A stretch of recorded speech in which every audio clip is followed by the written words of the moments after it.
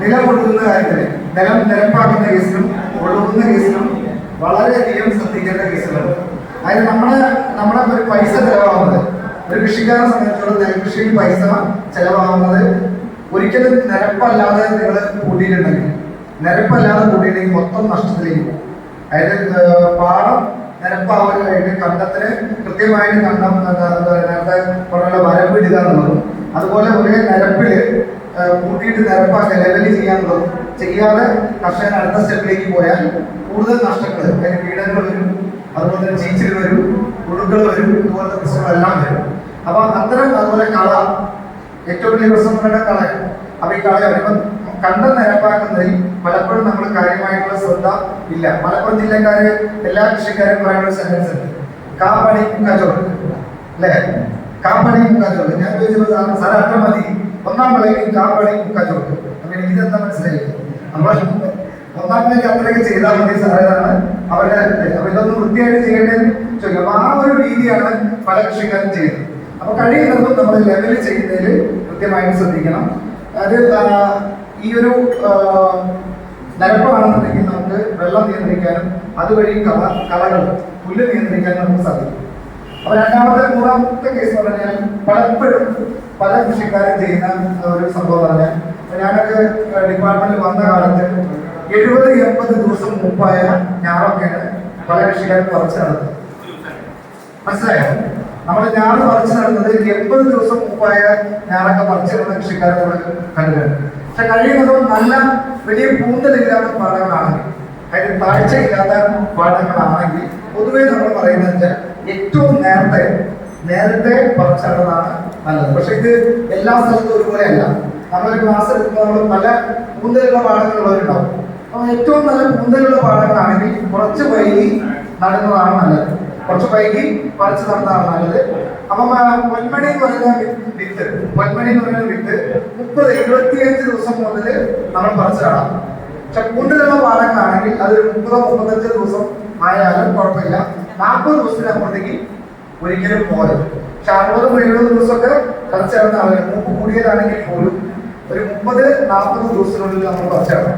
പൊതുവെ നമ്മൾ ഞാൻ അങ്ങാടിപ്പുറം കൃഷിവിസ്തരം കീഴാറ്റൂർ കൃഷിവിസ്തരം ആയിരുന്നപ്പോൾ എല്ലാ കൃഷിക്കാരോടും പറയുന്നത്, നിങ്ങൾ 25 ദിവസത്തിന് മുമ്പേ പറിച്ചു നടന്നാൽ 18 ദിവസം 20 ദിവസം തന്നെ. പക്ഷെ ഉമ്മ അല്ലെങ്കിൽ പൊന്മണി ഇതുപോലുള്ള വിത്തുകളൊക്കെ ഈ 18 ദിവസം മുമ്പ് പറിച്ചു നടന്നത് ഈ പറയുന്നത് നല്ല കൂടുതലുള്ള ഭാഗങ്ങളാണെങ്കിൽ നമുക്ക് കൂടുതൽ നഷ്ടങ്ങൾ സംഭവിക്കും. അപ്പൊ ഒരിക്കലും നിങ്ങളെ എങ്ങനെയാണോ നിങ്ങളുടെ കണ്ടത്തിന്റെ അല്ലെങ്കിൽ നിങ്ങളുടെ പാടത്തിന്റെ പ്രത്യേകത അനുസരിച്ച് വേണം ചെയ്യാൻ. കൂടുതൽ കുറവാണെങ്കിൽ നേരത്തെ പറിച്ചാണ് 30 ദിവസം പറിച്ചാണ്. കൂടുതൽ ഉള്ള പാടങ്ങളാണെങ്കിൽ 40 ദിവസം വരെ പൊന്മണി പറിച്ചാണ്. ഓക്കെ. പിന്നെ പൊതുവെ നമ്മൾ പറയുന്നത് ഒരു ചുവടിൽ ഒരു തുരി പറയുന്നത്, അതിനകത്ത് സാധാരണ നമ്മൾ ചെയ്യേണ്ടത് മാക്സിമം പോയാൽ 3 മുതൽ 4 അലകളാണ്. നിങ്ങളുടെ ഭാഷ അലകൾ തന്നെ പറയും, 3 മുതൽ 4 അലകളാണ്. പക്ഷെ ചില പണ്ടൊക്കെ കൃഷിക്കാരെ 12, 13, 14 ഒക്കെ അലകൾ വെക്കുന്ന സ്ഥിതികളുണ്ട്. നമ്മളെന്ത് ചെയ്യും, ഒരു 60-70 ഏക്കറിലേക്ക് 50 കിലോ 60 കിലോ വിട്ടങ്ങിടും. എന്നിട്ട് കുറെ ഞാറുണ്ടാവും. ആ ഞാറ് മുഴുവൻ നമ്മളെന്ത് ചെയ്യും, പണിക്കാരെ കൊണ്ട് പറപ്പിക്കും. എന്നിട്ട് മുഴുവനൊക്കെ അടുത്തടുത്ത് കൂടുതൽ തുരി വെച്ച് നട്ടോളാൻ പറയും. പക്ഷെ ആ രീതിയൊക്കെ നമുക്ക് കൂടുതൽ രോഗങ്ങളും കീടങ്ങളും ഉണ്ടാക്കുകയാണ് ചെയ്യാം. അപ്പൊ ഒരു തുരിക്കകത്ത് 3 അല്ലെങ്കിൽ 4 ചെയ്യാറുണ്ട്.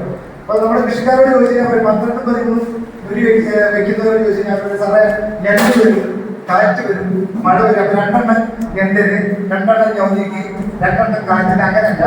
ആ ഒരു രീതി ഒരിക്കലും ശരിയല്ല. അപ്പം വളരെ കുറച്ച് ചിലപ്പേ കൊണ്ടുപോകും. മനസ്സിലായി? കൂടുതൽ തുരി കൊണ്ട് വെച്ച് കഴിഞ്ഞാലേ വളരെ കുറച്ച് ചിലപ്പേ കൊണ്ടുപോകും. അപ്പൊ 3-4 തുരി വെക്കുവാണെങ്കിൽ അതിൽ നിന്ന് ധാരാളം ചിലപ്പുകൾ പൊട്ടിച്ച്. മനസ്സിലായല്ലോ? ഓക്കെ അല്ലേ? കേട്ടില്ല? അകലം പറയാം. അകലം പൊന്മണിയാണെങ്കിൽ 1 അടി അകലം വെച്ച് നട്ടാലും അതിൽ അത്രയും ചിലപ്പ് കൂടുതലുണ്ട്. ഒരു 25 സെന്റിമീറ്റർ, അതായത് പറഞ്ഞുതരാം, 30 സെന്റിമീറ്റർ വന്നാത്തത് 25 സെന്റിമീറ്റർ വന്നാത്തത് ഇത്ര എന്താണ് അകലം 25 മുതൽ 30 സെന്റിമീറ്റർ അകലം വരെയാണ് ഒരു ഇതിനകത്ത് ഒരു തുരികൾ തമ്മിൽ വേണ്ടത്. 3-4 അലകാണ് ഒരു രീതിയിൽ വെക്കേണ്ടത്. മനസ്സിലായോ? അപ്പം അതുപോലെ തന്നെ പലപ്പോഴും നമ്മുടെ കൃഷിക്കാരുടെയൊക്കെ പ്രത്യേകത എന്ന് പറഞ്ഞാൽ ഒരു പാടശേഖരത്തിൽ ഒരു ട്രാക്ടറായിരിക്കും ഉണ്ടായിരിക്കും. എന്നിട്ട് ഒരാളുടെ കണ്ണ് കഴിഞ്ഞാൽ അടുത്ത ആളുടെ കണ്ടെത്തേക്ക് അങ്ങനെയാണ്. ഈ പണിക്കാർ തന്നെയാണ് അവിടുന്ന് പ്രതിക്ക് വരേണ്ടത്. മനസ്സിലായില്ലേ? അപ്പൊ ഈ ട്രാക്ടർ അവിടെ നിന്ന് കയറി കഴിഞ്ഞാൽ ഉടനെ ഈ പണിക്കാർ വന്ന് ഞാൻ നടന്നു ഇവരുടെ കഴിഞ്ഞാൽ അടുത്ത ആളെ തുടങ്ങും. അപ്പൊ ഒരു സാധാരണ തന്നെ കൂടുതൽ ചേറുള്ള ഉറക്കാത്ത ചേറുകളല്ലേ, ഉറക്കാത്ത ചേറുള്ള പാടത്ത് കൊണ്ടുപോയിട്ട് നിങ്ങൾ പെട്ടെന്ന് അന്ന് തന്നെ നടുമ്പോൾ എന്ത് ചെയ്യും? അല്ലാതെ താഴ്ത്തി അത് നടുന്ന അവസ്ഥ വരും. അത് നമ്മൾ പറയുകയൊന്നും വേണ്ട, അത് അറിയാതെ എന്തെങ്കിലും കൈ താങ്ങാനേ നേരം വെക്കുള്ളൂ. അപ്പം കൂടുതൽ താഴ്ചയ്ക്ക് പോയി കഴിഞ്ഞാൽ ചിലപ്പോൾ കൂടുതൽ കിട്ടില്ല. അപ്പം നിങ്ങളുടെ ഓരോ പാടത്തിനും പ്രത്യേകത വ്യത്യാസമായിരുന്നു. ചിലപ്പോൾ മണ്ണിൽ കയറുന്ന പ്രദേശമാണെങ്കിൽ പെട്ടെന്ന് എന്തെങ്കിലും കൂട്ടിക്കഴിഞ്ഞാൽ പെട്ടെന്ന് നടണം, കൂട്ടി അന്ന് തന്നെ നടണം. പക്ഷെ നന്നായിട്ട് ചേർന്ന് ഉറക്കാത്ത പാടമാണെങ്കിൽ, നല്ല കൂന്തലുള്ള പാടമാണെങ്കിൽ എന്ത് ചെയ്യണം? 2 or 3 ദിവസം കഴിഞ്ഞ് ശരിക്കും ട്രാക്ടർ കൂട്ടിയിട്ട് 2 ദിവസം കഴിഞ്ഞ് നടന്നതാണ് ഏറ്റവും നല്ലത്. അപ്പൊ ഇതിൽ വ്യത്യസ്തമായിട്ടുള്ള കണ്ടമായിരിക്കും നിങ്ങൾക്കൊക്കെ ഉണ്ടാവും. ഞാൻ ജനറലായിട്ടൊരു കാര്യമല്ല പറയുന്നത്, പല രീതിയിലാണ് പല മണല് നടന്ന പാടങ്ങളാണെങ്കിൽ കൂട്ടിയ ദിവസം തന്നെ പെട്ടെന്ന് ഉറക്കരുത്, പെട്ടെന്ന് ചേർ ഉറയ്ക്കും. അപ്പൊ ആ സ്ഥലങ്ങളിൽ അന്ന് തന്നെ പറിച്ചു നൽകുകയും, അതല്ല നന്നായിട്ട് കൂന്തലുള്ള ചേറുള്ള താഴ്ചയുള്ള പാടമാണെങ്കിൽ മിനിമം 1 ദിവസം 2 ദിവസമെങ്കിലും കഴിഞ്ഞതിന് ശേഷം പറിച്ചു നടന്നാണ്. അപ്പൊ താഴ്ച വല്ലാതെ പോയില്ല. കൂടുതൽ താഴ്ചയിലേക്ക് പോയാൽ ചിലപ്പോൾ ഉള്ളത് കുറയും. പിന്നെ ഞാൻ പറഞ്ഞു, പണ്ട് കേസ് ഞാൻ നേരത്തെ പറഞ്ഞു, ബുദ്ധി വളരെ അടുത്തടുത്ത് ചെയ്യുന്ന പരിപാടി പണ്ട് നേരത്തെ ഉണ്ടായിരുന്നു.